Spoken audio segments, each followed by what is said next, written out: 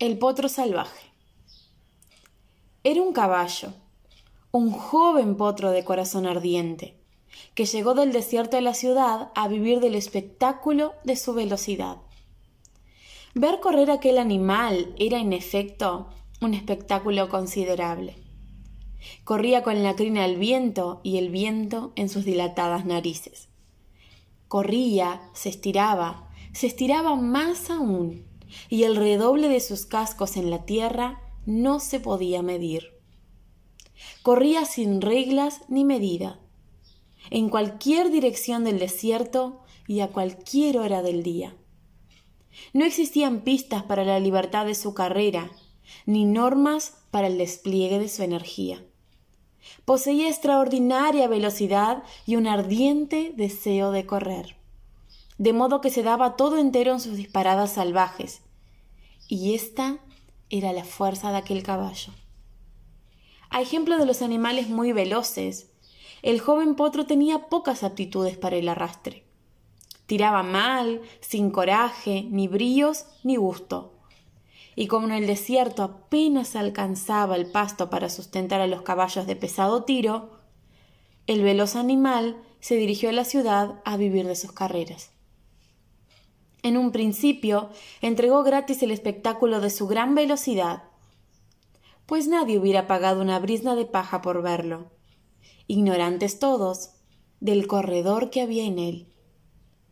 En las bellas tardes, cuando las gentes poblaban los campos inmediatos a la ciudad, y sobre todo los domingos, el joven potro trotaba a la vista de todos, arrancaba de golpe, deteníase, trotaba de nuevo husmeando el viento, para lanzarse por fin a toda velocidad, tendido en una carrera loca que parecía imposible superar y que superaba a cada instante, pues aquel joven potro, como hemos dicho, ponía en sus narices, en sus cascos y su carrera todo su ardiente corazón. Las gentes quedaron atónitas ante aquel espectáculo que se apartaba de todo lo que acostumbraban ver, y se retiraron sin apreciar la belleza de aquella carrera.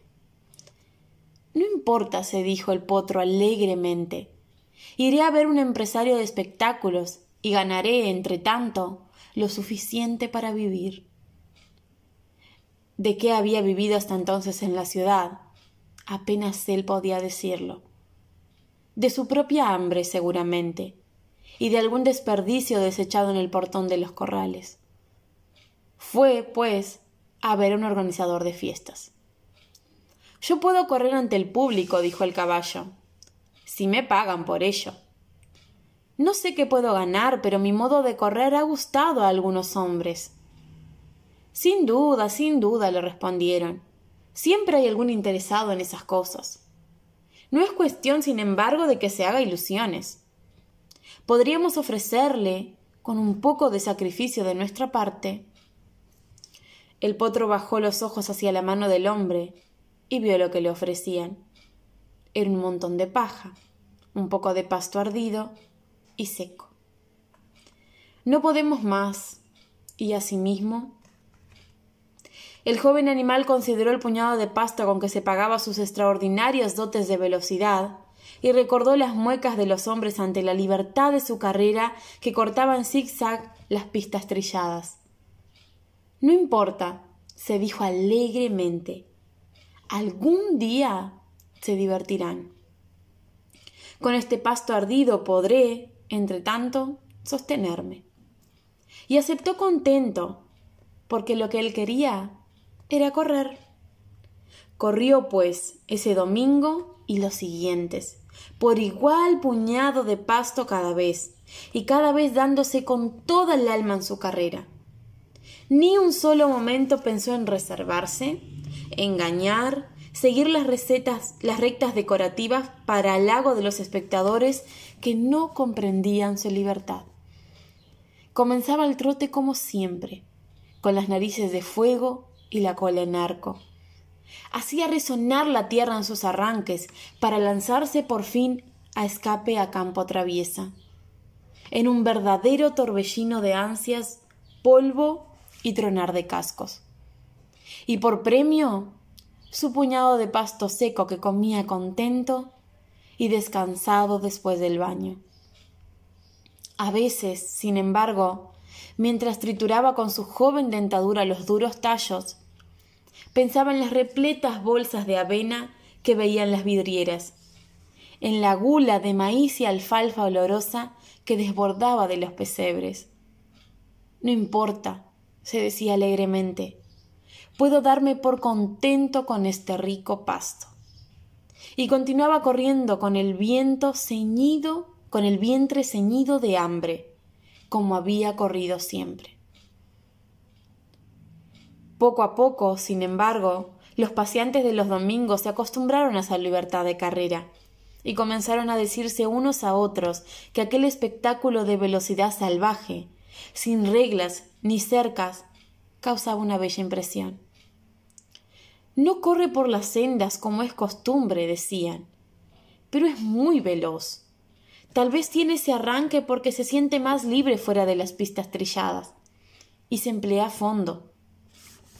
En efecto, el joven potro de apetito nunca saciado y que obtenía apenas de qué vivir con su ardiente velocidad, se empleaba siempre a fondo por un puñado de pasto, como si esa carrera fuera la que iba a consagrarlo definitivamente. Y tras el baño, comía contento su ración, la ración vasta y mínima del más oscuro de los más anónimos caballos. No importa, se decía alegremente, ya llegará el día en que se divertirán. El tiempo pasaba, entre tanto. Las voces cambiadas entre los espectadores cundieron por la ciudad, traspasaron sus puertas y llegó por fin un día en que la admiración de los hombres se asentó confiada y ciega en aquel caballo de carrera. Los organizadores de espectáculos llegaron en tropel a contratarlo, y el potro, ya de edad madura, que había corrido toda su vida por un puñado de pasto, vio tendérsele en disputa apretadísimos fardos de alfalfa, macizas bolsas de avena y maíz, todo en cantidad incalculable, por el solo espectáculo de una carrera. Entonces, el caballo tuvo por primera vez un pensamiento de amargura. Al pensar en lo feliz que hubiera sido en su juventud si le hubieran ofrecido la milésima parte de lo que ahora le introducían gloriosamente en el gaznate. En aquel tiempo, se dijo melancólicamente, un solo puñado de alfalfa como estímulo, cuando mi corazón saltaba de deseos de correr, hubiera hecho de mí el más feliz de los seres. Ahora estoy cansado. En efecto, estaba cansado. Su velocidad era sin duda la misma de siempre, y el mismo el espectáculo de su salvaje libertad. Pero no poseía ya el ansia de correr de otros tiempos. Aquel vibrante deseo de tenderse a fondo, que antes el joven potro entregaba alegre por un montón de paja, precisaba ahora toneladas de exquisito forraje para despertar. El triunfante caballo pesaba largamente las ofertas, calculaba, especulaba finamente con sus descansos. Y cuando los organizadores entregaban por último sus exigencias, recién entonces sentía deseos de correr. Corría entonces como él solo era capaz de hacerlo, y regresaba a deleitarse ante la magnificencia del forraje ganado. Cada vez, sin embargo, el caballo era más difícil de satisfacer, aunque los organizadores hicieran verdaderos sacrificios para excitar, adular, comprar aquel deseo de correr que moría bajo la presión del éxito. Y el potro comenzó entonces a temer por su prodigiosa velocidad, si la entregaba toda en cada carrera. Corrió entonces, por primera vez en su vida, reservándose, aprovechándose cautamente del viento y las largas sendas regulares. Nadie lo notó, o por ello fue acaso más aclamado que nunca, pues se creía ciegamente en su salvaje libertad para correr. libertad. No, ya no la tenía. La había perdido desde el primer instante en que reservó sus fuerzas para no flaquear en la carrera siguiente. No corrió más a campo traviesa, ni a fondo, ni contra el viento. Corrió sobre sus propios rastros más fáciles, sobre aquellos zigzag que más ovaciones se habían arrancado. Y en el miedo siempre creciente de agotarse, llegó un momento en que el caballo de carrera aprendió a correr con estilo, engañando, escarceando cubierto de espumas por las sendas más trilladas, y un clamor de gloria lo divinizó. Pero dos hombres que contemplaban aquel lamentable espectáculo cambiaron algunas tristes palabras. «Yo lo he visto correr en su juventud», dijo el primero, «y si uno pudiera llorar por un animal, lo haría en recuerdo de lo que hizo este mismo caballo cuando no tenía que comer». «No es extraño que lo haya hecho antes», dijo el segundo. «Juventud y hambre son el más preciado don que puede conceder la vida a un fuerte corazón».